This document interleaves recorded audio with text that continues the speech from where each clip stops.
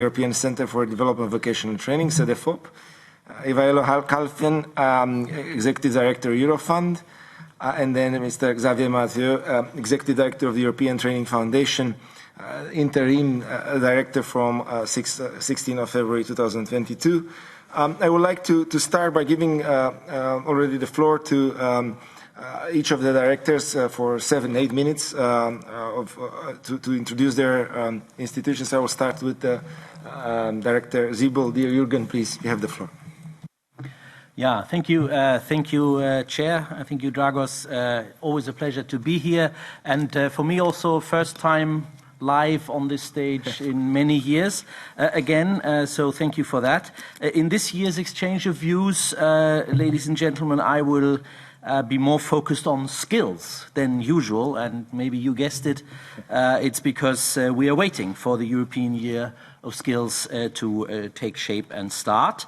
And building on established lines of work that we have in Cedefop, we will continue to take vocational education and training skills and employment perspectives of the digital and the green transition and on any other transformations as they come. And we will also continue to provide evidence-based insights that help countries, regions, but also the social partners to deal with crisis becoming the new normal. I mean, you may have heard that the Collins Dictionary has termed perma-crisis the word of the year last year, and that's where we find ourselves in.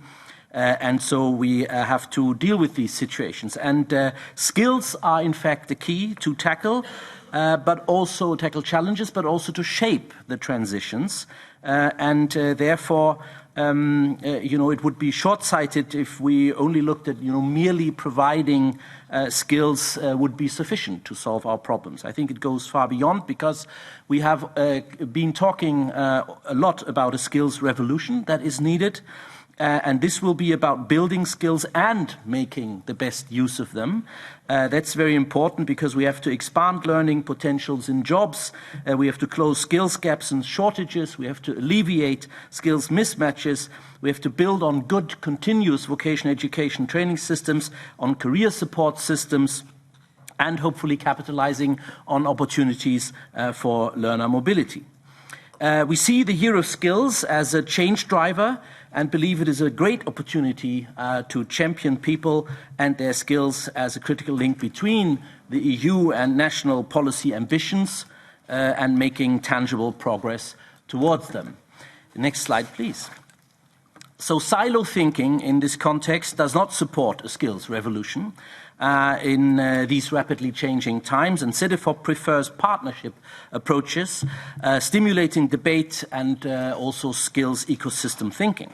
Having an ambitious outreach strategy pays off, we believe, using our performance management system, some figures you see on the screen.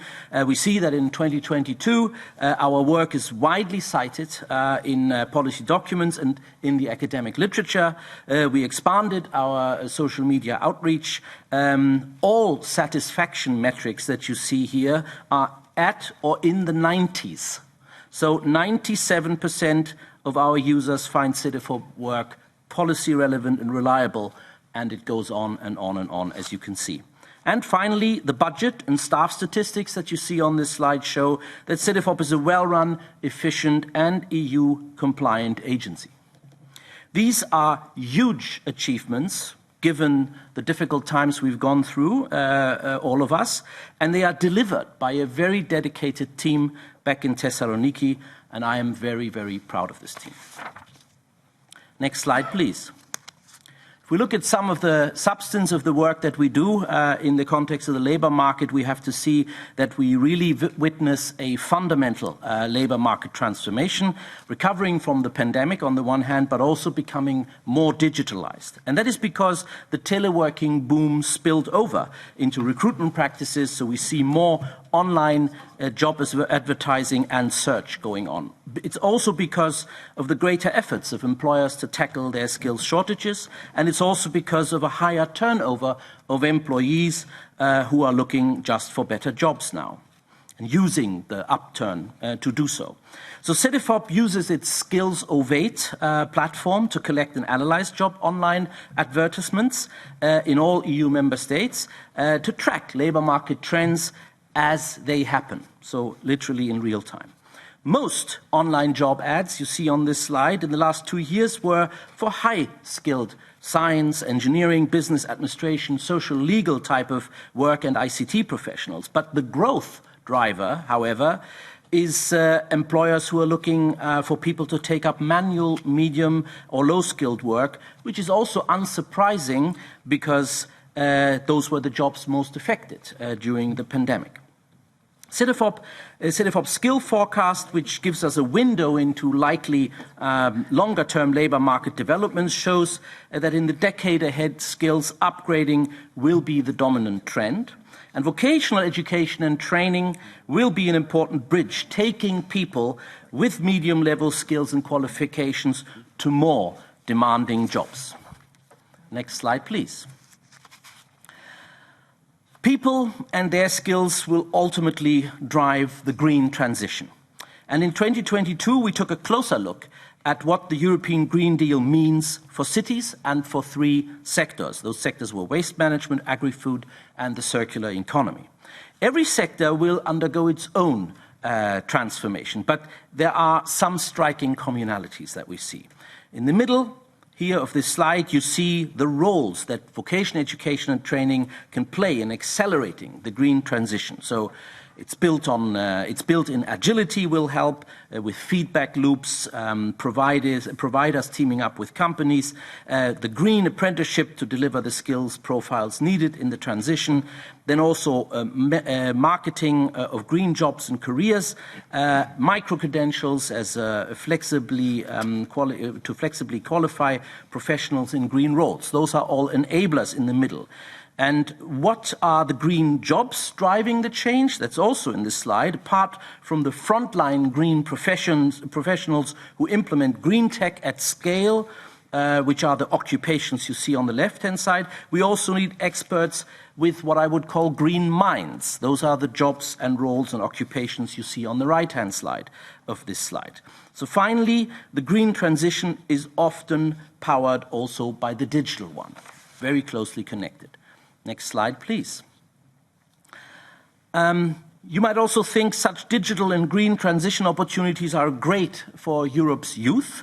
And you are right, because the young are more accustomed to remote work, they are more digitally savvy, and they often use more digitally advanced skills because they have better command of digital technology.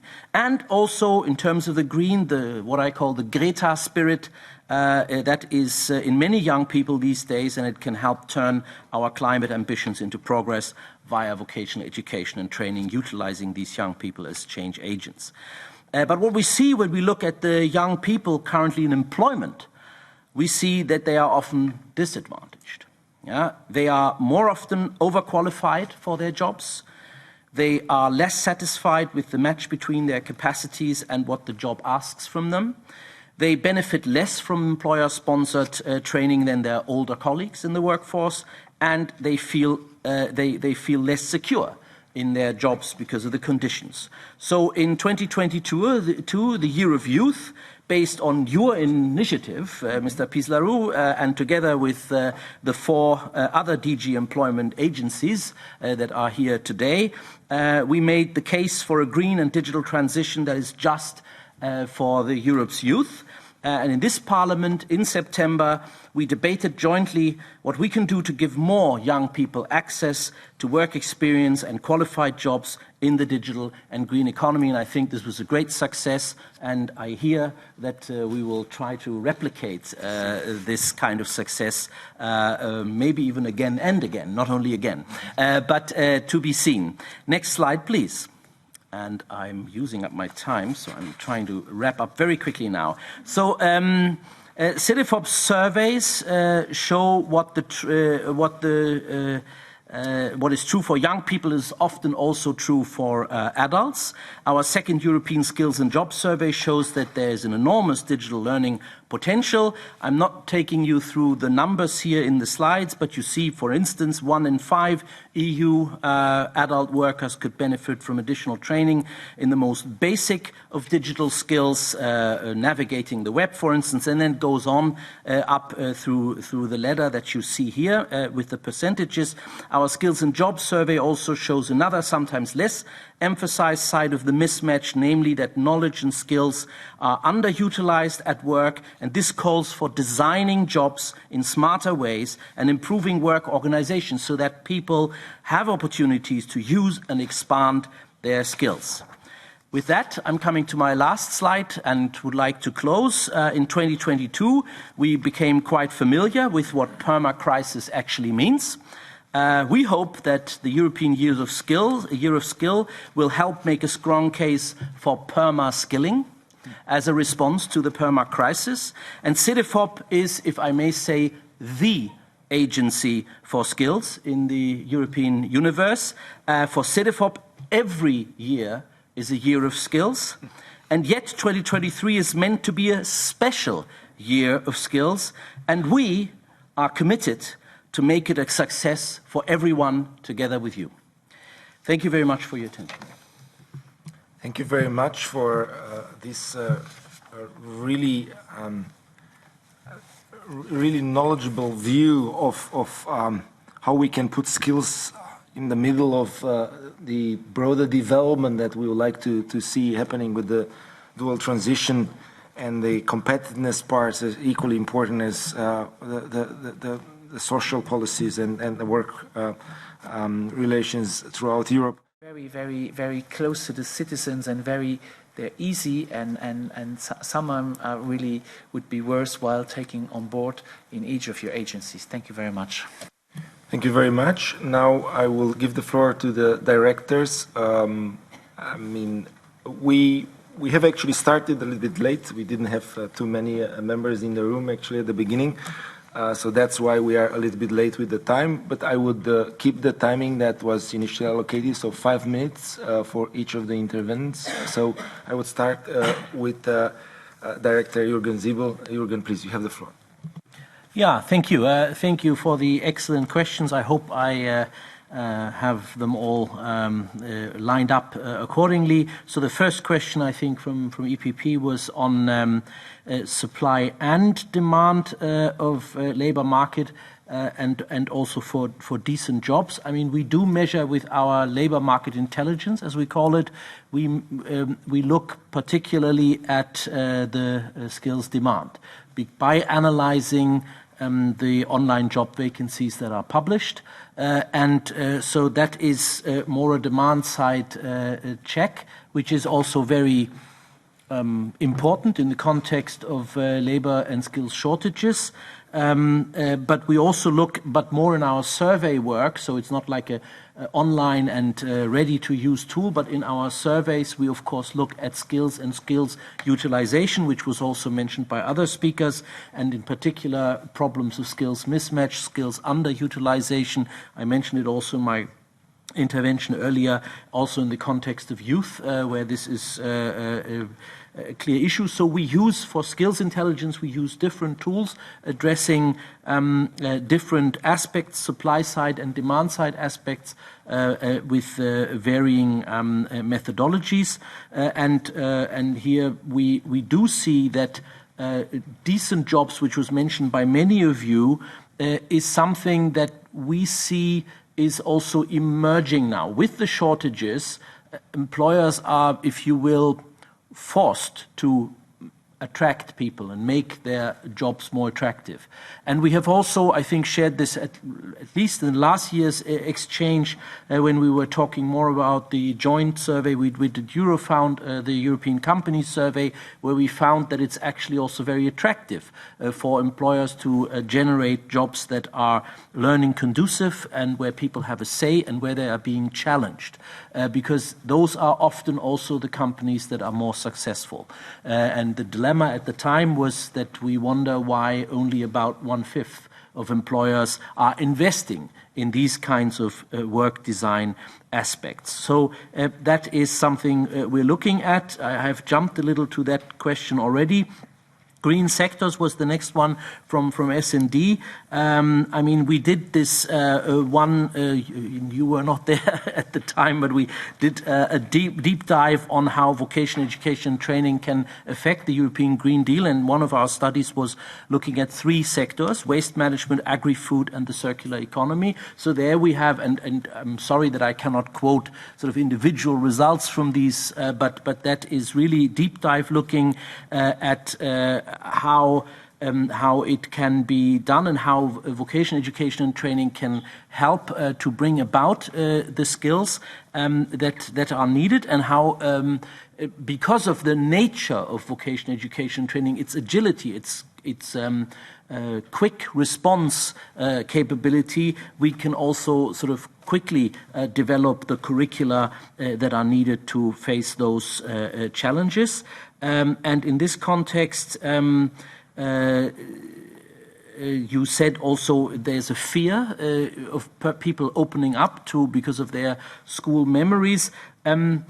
We don't quite agree. I mean, it may be there, but these studies, specifically the one we did in the waste management sector, show that this sector, while it has a certain image, has very attractive jobs, and becoming more attractive because of this, the challenges of the circular economy. So I think that there is also room for promoting these kinds of occupational standards that are emerging in those respective sectors.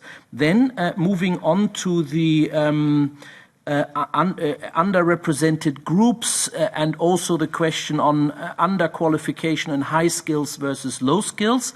Here, demography is also a very important megatrend we should never forget. Yes, everybody's screaming about ICT professionals and high-skilled jobs, but there is simply from replacement demand, only replacement demand, there's a lot of jobs that are out there that cannot be filled, which are low qualified. I mean, we know lorry drivers, where everybody says AI, one day self-driving lorries, it will all go away.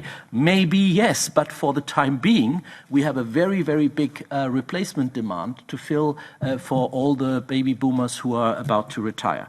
So that is always playing, not only look at digital and green, demography is in Europe a very strong trend that also establishes what happens in the labor market.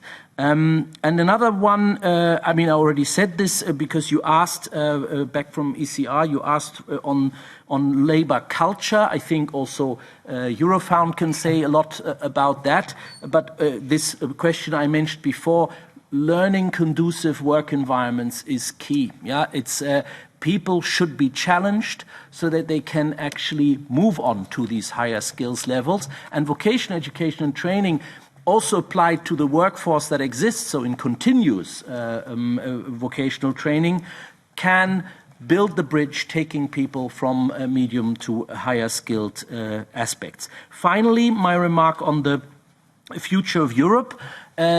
To be honest, it hasn't really filtered into our programming documents. I wanted to say, by the way, in your meeting page, you find our 23-25 single programming document, and maybe more digestible, our briefing note that summarizes the last year and gives an outlook to the new year called Ready, Steady, Go, Kickstarting the Euro Skills.